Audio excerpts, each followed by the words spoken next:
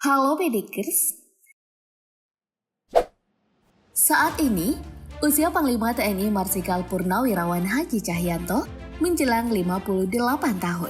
Sebagaimana yang diatur dalam pasal 53 Undang-Undang Nomor 34 Tahun 2004 tentang TNI, masa dinasnya akan berakhir di bulan November mendatang. Beberapa nama kandidat calon penerus Panglima TNI telah ramai diperbincangkan di berbagai media. Salah satunya adalah KSAL Laksamana TNI Yudo Margono. Berdasarkan bagaimana perjalanan karir dan kekayaan dari Laksamana TNI ini, mari kita bongkar.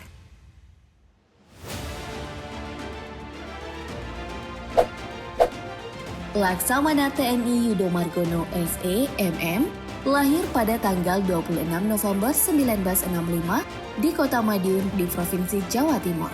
Yudi Margono mengawali pendidikan militernya di Akademi Angkatan Laut Angkatan ke-33 tahun 1988. Fakta menariknya, Jenderal Bintang 3 ini digadang-gadang sebagai calon kandidat Panglima TNI menggantikan Marsikal Hadi Cahyanto karena beberapa alasan. Pendidikan Yudo sebagai TNI Angkatan Laut dan kepemimpinannya selama ini dinilai sangat layak menduduki jabatan sebagai pimpinan tertinggi TNI ini. Pedikers, setelah menamatkan pendidikan awal militernya di Akademi Angkatan Laut, ia mengikuti berbagai pelatihan dan sekolah untuk menunjang kemampuan dan karirnya. Di antaranya adalah kursus Korbantem, kursus perencanaan operasi amfibi, dan kursus pariksa.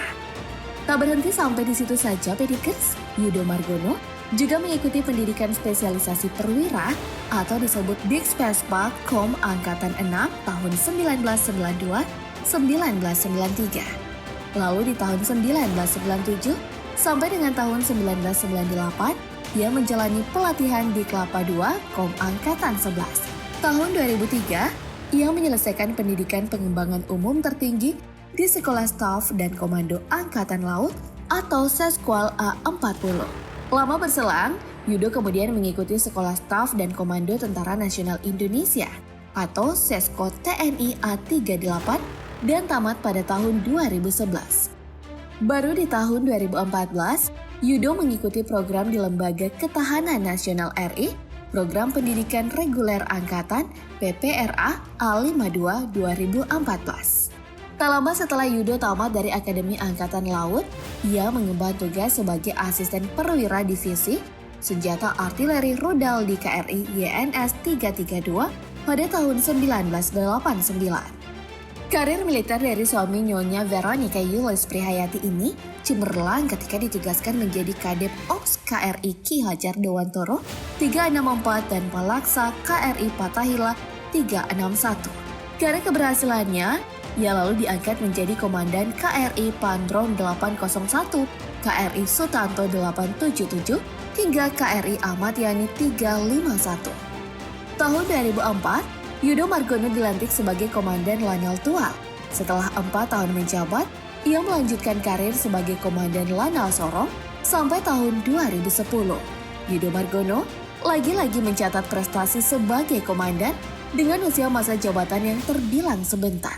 Ia kembali dipercaya menduduki posisi sebagai Komandan Satkat Kuarmatim sampai tahun 2011. Setelah kemudian, ia menjadi Komandan Kolat Armabar selama kurang lebih 3 tahun.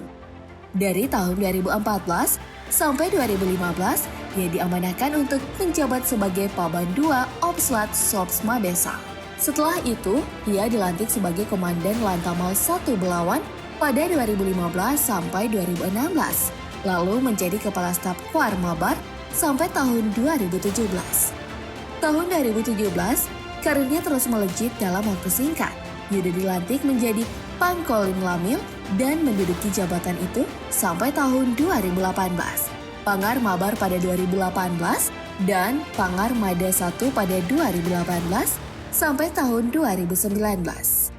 Saat menjabat sebagai Panglima Kuarmada 1 inilah, Yudo memimpin Satgas Laut dalam SAR pencarian bangkai pesawat Lion Air JT-160 yang jatuh di perairan Laut Jawa tahun 2019. Berkat kepiawaiannya memimpin di Satgas ini, tak butuh waktu lama untuk menemukan serpihan dari CVR pesawat. Sungguh kepemimpinan yang patut diberi jempol ya Medikers. Sederet keberhasilannya itu membuat Yudo dipercaya menduduki jabatan sebagai Pangkoga Wilhan I pada tahun 2019. Ada banyak keberhasilan yang dilakukan oleh Yudo selama masa jabatan ini. Misalnya saat kisruh perairan Natuna yang diklaim sebagai wilayah China, ia berhasil melakukan penegakan hukum di wilayah daulat dari Indonesia tersebut dengan memerintahkan pasukan TNI bertindak tegas. Beberapa keberhasilan yang lain adalah pengusiran kapal asing di zona ekonomi eksklusif Indonesia di Kepulauan Riau, pemulangan WNI dari Wuhan, Cina, hingga memimpin operasi penanganan pasien virus corona di Rumah Sakit Darurat COVID-19 Wisma Atlet, Kemayoran, Jakarta.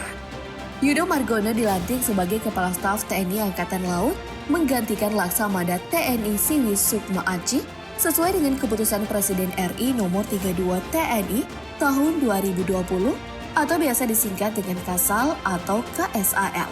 Jabatan ini adalah puncak tertinggi di lingkungan Tentara Nasional Indonesia Angkatan Laut yang berpusat di Markas Besar TNI Angkatan Laut. Laksamana Yudo Margono ikut pula mempercepat penanggulangan COVID-19 sesuai dengan instruksi Presiden Joko Widodo dan Panglima TNI.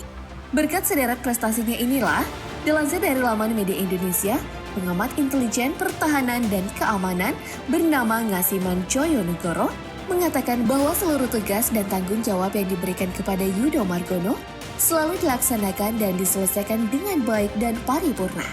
Wah, kalau terbilang paripurna, nyaris tanpa cacat dong, Medikers. Jenderal Bintang 3 ini bahkan disebut-sebut sebagai prajurit sejati yang dapat mengomandoi lingkup 3 matra, yaitu darat, laut, dan udara. Seperti seorang avatar ya, kurang api aja. Dari jabatan yang terus merangkak, Medikers tentu penasaran bukan? Berapa banyak total kekayaan Laksamana TNI Yudo Margono selama ini? Langsung saja kita kupas. Dilansir dari moneykompas.com, gaji dan tunjangan TNI berpangkat Letnan Jenderal Laksamana Madya dan Marsikal Madya Bintang 3 senilai 5 jutaan. Menurut laporan harta kekayaan penyelenggara negara, harta kekayaan ayah dari 3 anak ini yaitu 11,36 miliar rupiah. Wow! Di Surabaya, Yudo memiliki 5 unit properti diantaranya tanah dan bangunan senilai 1,5 miliar rupiah. Dan tanah seluas 300 meter persegi senilai 1,23 miliar rupiah. Total tanah dan bangunan yang dimiliki Yudo bernilai hampir 7 miliar rupiah. Yudo tercatat memiliki 18 bidang tanah dan bangunan yang tersebar di Sidoarjo, Surabaya, Sorong, Bekasi, Bogor, Tangerang, dan Madiun. Yudo tercatat memiliki alat transportasi berupa Toyota Fortuner Jeep senilai 300 juta rupiah, Mitsubishi Pajero Sport senilai 310 juta rupiah, dan 2 sepeda motor yang masing-masing bernilai 10 juta rupiah. Total kendaraan senilai 630 juta rupiah. Sungguh angka yang fantastis ya Medikers.